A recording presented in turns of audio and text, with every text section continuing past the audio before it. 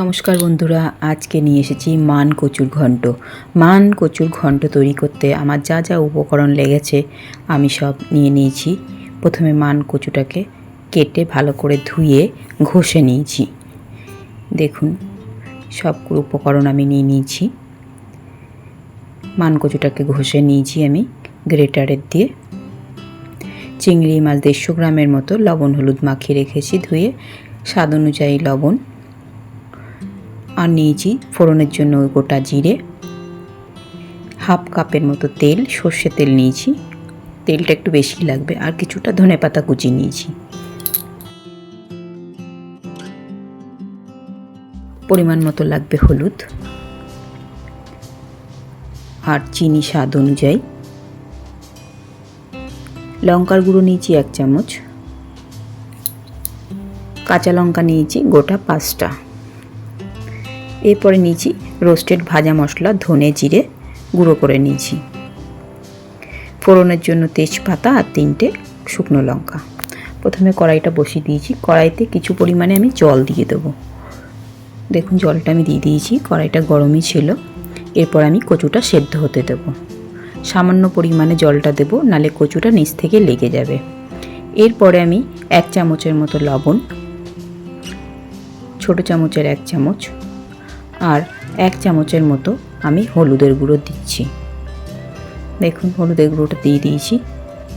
এরপর একটা লিড দিয়ে 2 মিনিটের মতো আমি ঢেকে দিচ্ছি।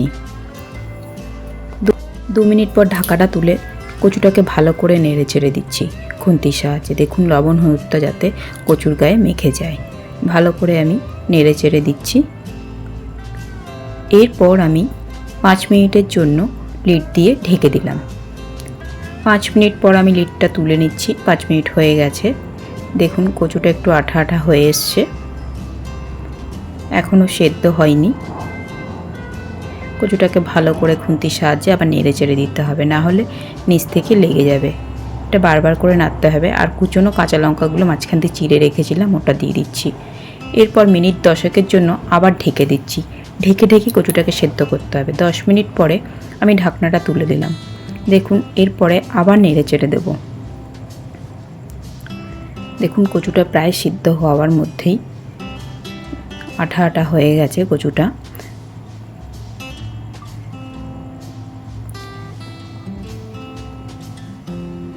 এরপর আমি আরও 5 মিনিটের মতো ঢেকে দিচ্ছি। 5 মিনিট পরে আমি লিডটাকে তুলে দিয়েছিলাম। দেখুন নেড়ে চেড়ে দিয়েছি। অনেকে আবার কচুর থেকে রসটা বের করে দিয়ে কচু সেদ্ধ করে, তখন ওই কচুটা খেতে ভালো লাগে না। অন্য একটা কড়াই আমি গ্যাসে বসিয়ে দিয়েছিলাম। এরপর হাফ কাপ তেল, সর্ষের তেল পুরোটাই আমি দিয়ে দিচ্ছি। কচুতে একটু তেলের পরিমাণটা বেশি লাগবে। তেলটা গরম হয়ে গেছে।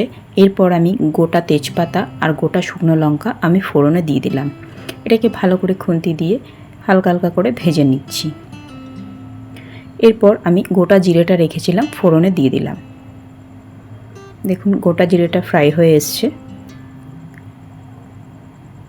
আঁচটা নেভানোই আছে, একদম কমে নেভা জালেই রয়েছে, নাহলে পুড়ে যাবে। এরপর চিংড়ি মাছটা আমি দিয়ে দিচ্ছি। যে লবণ হলুদ মাখানো চিংড়ি মাছটা ছিল ওটা আমি দিয়ে দিলাম। ভালো করে আমি মাছটাকে ভাজা ভাজা করে নিচ্ছি। দেখুন ভাজা ভাজা হয়ে গেছে মাছটা। এরপর 1 চামচের মতো যে শুকনো লঙ্কা রেখেছিলাম ওটা দিচ্ছি, শুকনো লঙ্কার গুঁড়ো। এটা চাইলে আপনারা দিতেও পারেন, নাও পারেন। শুকনো লঙ্কা দিলে একটু টেস্টটা বেশি হয়, আপনারা কাঁচা লঙ্কাও বেশি পরিমাণে দিতে পারেন। এরপরে 1 চামচের মতো আমি হলুদ দিচ্ছি। যেহেতু ওখানে 1 চামচ দিয়েছিলাম, এখানে আরও 1 চামচ অ্যাড করছি। এটাকে ভালো করে নেড়ে চেড়ে মশলাটাকে কষিয়ে নেব। নেভা জালেই করতে হবে, নাহলে মশলাটা পুড়ে যাবে। দেখুন মশলাটা ভাজা হয়ে গেছে। এরপরে আমি কচু যে সেদ্ধ করার ছিল ওটা ওর মধ্যে দিয়ে দিলাম। এরপর নেভা জালে ভালো করে এটাকে খুন্তি দিয়ে মেশাতে হবে। এরপর আমি 1 চামচের মতো চিনি অ্যাড করছি। চিনি না হলে এটা স্বাদ ব্যালেন্সটা আসবে না। দেখুন আরও হাফ চামচের মতো দিয়ে দিলাম, যেহেতু কচির পরিমাণটা বেশি আছে। এরপর ভালো করে নেড়ে চেড়ে দিচ্ছি যাতে চিনিটা গলে যায়। দেখুন ভালো করে নেড়ে চেড়ে দিচ্ছি। এরপরে আমি কুচনো যে ধনে পাতাটা রেখেছিলাম ওটা অ্যাড করে দিলাম। এরপরে আমি দেব 1 চামচের মতো যে ভাজা মশলাটা রেখেছিলাম ওটা দিয়ে দিচ্ছি। প্রায় আমার কচু রেডি হয়ে এসছে। এখন ভালো করে নেড়ে চেড়ে এটাকে আরও মিনিট 2 মতো আমি রাখবো। আমার কচু রেডি। বন্ধুরা, এটা আপনারা বাড়িতে ট্রাই করবেন।